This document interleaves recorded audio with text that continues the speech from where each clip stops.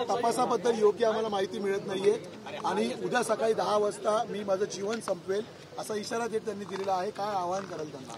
काय धनंजयचा भाऊ गेलेला आहे, त्याच्यामुळं घरातलं व्यक्ती गेल्यामुळं तो थोडासा एक्साइट झाला असेल, राग आला असेल आणि मी स्वतःही त्यांच्याशी बोलेल आज रात्री आणि जे उद्या सकाळी 10 वाजता जीवन संपेल वगैरे असं जे बोललेलं आहे तर त्यातला मार्ग मी काढेल, मी त्यांच्याशी बोलेल.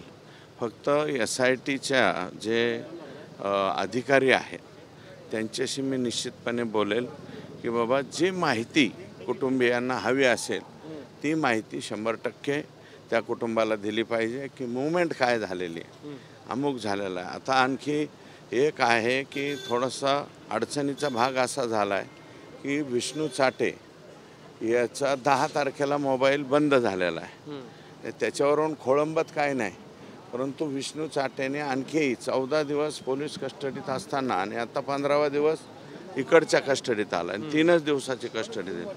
त्याचा मोबाईल अद्याप CIDने जप्त केलेला नाही.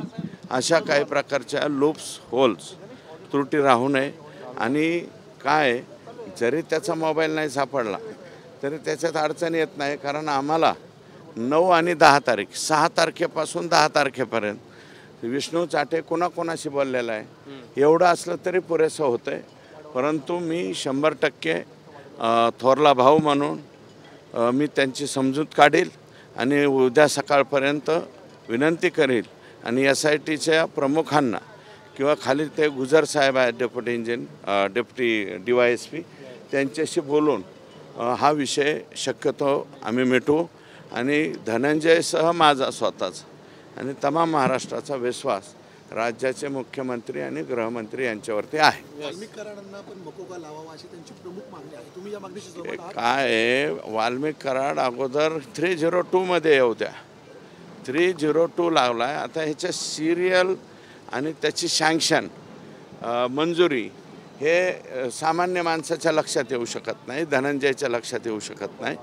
उद्याच्याला त्याची कडी सापडली की ते पहिल्यांदा 302 मध्ये येतील वाल्मिक कराड आणि 302 मध्ये आले की ऑटोमॅटिक मोकामध्ये येतील आणि त्याच्यामुळं आणि मला वाटतं तेवढं मटेरियल हे सफिशियंट मटेरियल CIDकडं आलेलं असावं. मी काय विचारलेलं नाही, पण मटेरियल तेवढं, कारण मी ओळखतो त्यांना. हा विष्णू चाटे हा सगळ्यात जवळचा आहे वाल्मिक कराडांचा, नातेवाईक बी आहे आणि जवळचा आहे. तर त्यांनी 100% कॉल जे आहेत आणि आकांकडून आदेश घेऊनच पुढची कारवाई त्या ठिकाणी केली असेल. एकंदरीत आता देशमुख कुटुंबाची समजूत काढण्यात तुम्हाला यश येईल का? गरज पडली तर मुख्यमंत्र्यांशी सुद्धा त्यांची बातचीत करून दिली जाईल? आवश्यकता नाही पडणार, एवढी अपेक्षा ते ठरणार नाही. आणि माननीय मुख्यमंत्र्यांनी त्या दिवशी आमच्या देशमुख कुटुंबियांना जवळपास पाऊण तास 1 तास वेळ दिलेला आहे. त्यांचं सगळं घराणं जे आहे ते ऐकून घेतलेलं आहे आणि आता पुढच्या स्टेप्स जे आहे ते पाडणार आहेत. देशमुख कुटुंबीय जेवढं तेल डोळ्यात ठेवून तिकडं पाहते त्याच्यापेक्षा पेट्रोल डोळ्यात घालून आम्ही सुद्धा या केसकडे लक्ष ठेवून आहोत. वाल्मिक कराडचा जो परवाना होता, शस्त्र परवाना, तो रद्द केलाय. काय विशेष आहे त्याच्यात? काय विशेष आहे? वाल्मिक कराडांना 4 पोलिस होते संरक्षणाला, वरून शस्त्र परवाना कशासाठी पाहिजे? माझं तर म्हणणं आहे बीड जिल्ह्यातील हे 100 आणि 200 आणि 250 हे रद्द करूच नका, 1200चे 1200 रद्द करून टाका ना. मी मुख्यमंत्र्यांना तीच मागणी करणार. 1200चे 1200, मग कोणाचा मर्डर होतो, कोणाचा खून होतो ते बघू आपण. कशासाठी पाहिजेत हे पिस्तूल? कशासाठी? फक्त मिरवायसाठी, लोकांना धाक दाखवायसाठी. आणि कोण आहेत? आमचं लोन संभाजीनगरमध्ये पोहोचलेलं आहे. धनंजय मुंडे हे मंत्री जे आहेत त्यांच्या जवळच्या काही लोकांना फक्त मिरवायसाठी संभाजीनगर जिल्ह्यात सुद्धा काही हे दिले गेलेले आहेत, काय म्हणता आपण ते, बंदूक. त्याची यादी मी 1-2 दिवसात तुम्हाला देतो. त्यांना आवश्यकता काय आहे हे तुम्हीच तपासून बघा.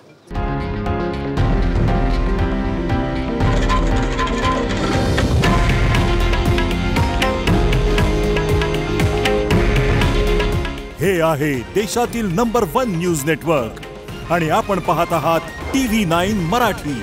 काळजी तुमची, हित महाराष्ट्राचं.